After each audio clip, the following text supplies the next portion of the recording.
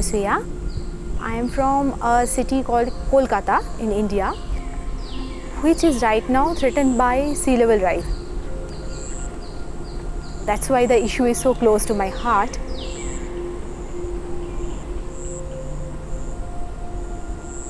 Anasuya Gangopadhyay is a student at the Devecha Center for Climate Change at the Indian Institute of Science.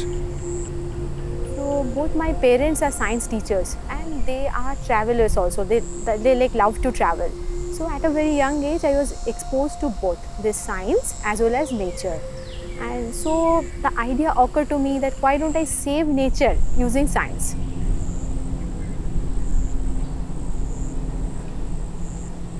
I thought as an electrical engineer, maybe my contribution to it can be in this form, like working on renewables, trying to make renewables more viable, or maybe making it easy to integrate large grid connected renewable sources.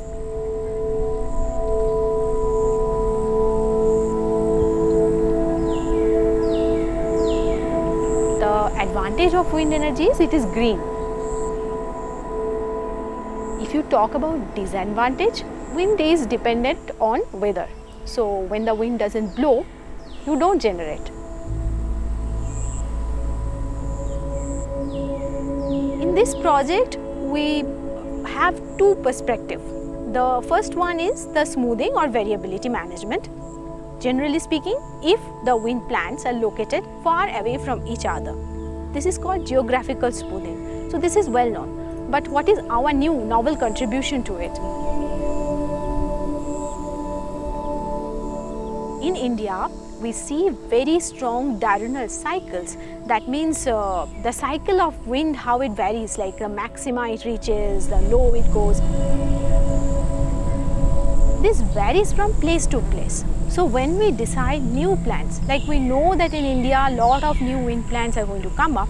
So while deciding about the sites, if we look for this criteria also, it can help you smoothen the generation. Another aspect is the drought management. This means when you don't generate any electricity from wind for a long period of time.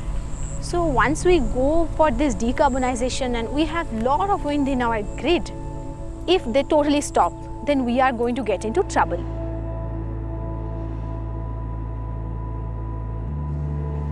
To estimate this drought, we use a model called IMAGE, which is developed by Imperial College. We found from the output that in Rajasthan, when you have these droughts, you don't have in South India. So these two regions are high wind potential areas in India. And we can see that they are complementary almost to each other in this perspective of drought. So there is a need for strong grid interconnection between these two. We started simulating wind plants as per our thing, and we tried to compare the geographical smoothing with our proposal. We saw that there is an improvement of 10% when we simulate 10 wind plants. Renewable is the solution, it is going to be the future, and only one type of renewable like solar cannot sustain, because solar generation you get only during the day, while wind you get throughout the day at different places at different time. So we need both of them, and sometimes they are complementary to some extent to each other. So that's why we need a portfolio, a bag of renewables, if you say, like all sort of things together. So wind is having a bright future, I think. Climate change is not something which is a scientific finding anymore. It is real, it is happening, our planet is warming up and there is no planet B. What are the symptoms, like what are the impacts we can see right now in India is the heat waves during the summer.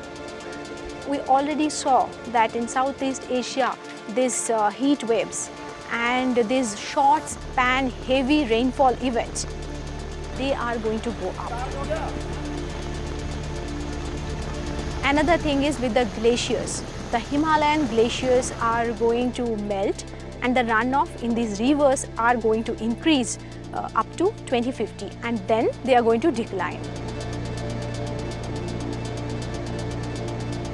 another aspect is the sea level rise. In Indian coast, it is going to be more compared to other regions of the world. That's why I'm really concerned about this climate change. My message to the younger generation would be to come and join the effort, which is like all over the world people are trying to mitigate this climate change.